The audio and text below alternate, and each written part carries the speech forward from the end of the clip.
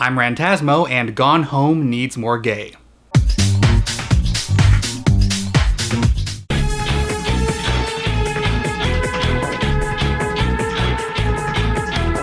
Right now in America, we're going through kind of a 90s thing.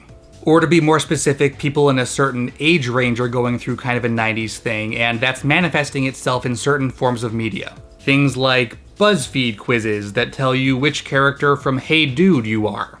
Hey Dude. If the 20-year nostalgia cycle is to be believed, that puts us firmly in the mid-90s, which is exactly where today's subject takes place. Gone Home is an indie game for PC, Mac, and Linux that places you in the role of a young woman who comes home after spending a year overseas, and finds that her parents and teenage sister are nowhere to be found.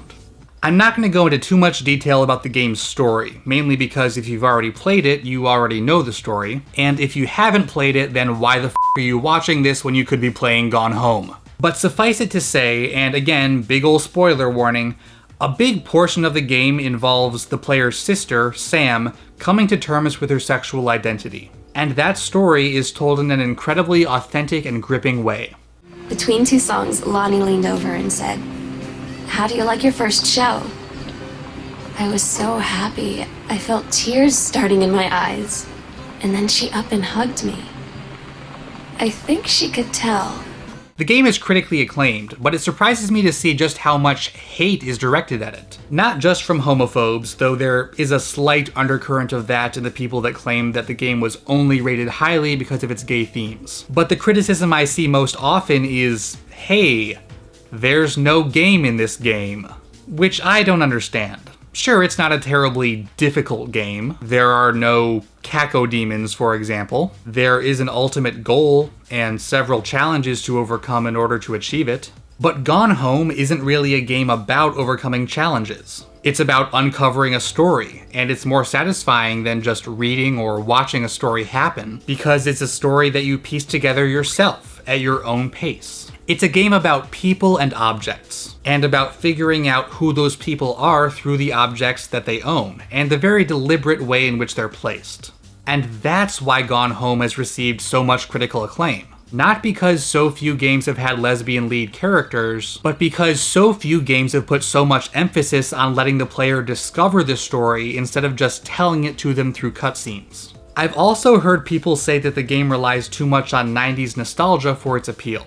I don't think there's necessarily anything wrong with relying on nostalgia, but I also think there are a couple other good reasons why this game is set in the 90s. Number one, technology. The premise of the game kind of demands that the main character not have access to cell phones or the internet. Otherwise, instead of a game about exploring a cool house and finding letters, notes, and diary entries, it would just be a game about sitting at a computer and reading emails and social media posts. Or at the very least, you'd be calling your missing family members to find out where the hell they are. Realistically, this is the most recent period the game could be set in without slowing down its momentum.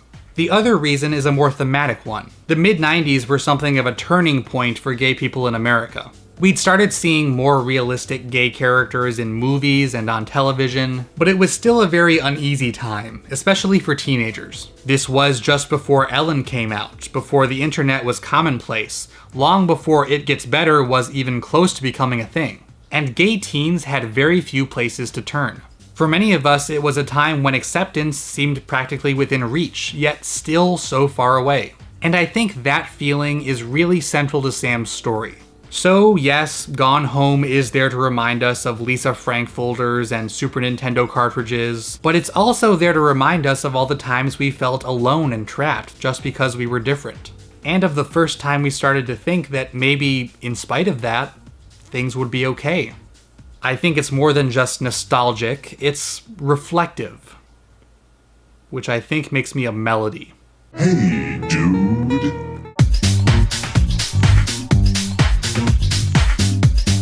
Hey guys, so I just launched my Patreon page. You can check it out at this address. If you don't already know, Patreon is a way of crowdfunding projects on an ongoing basis. With enough support from you guys, I'll be able to make Needs More Gay episodes longer and more often. And depending on how much you pledge, you might get your name or your website in the end credits, just like these people.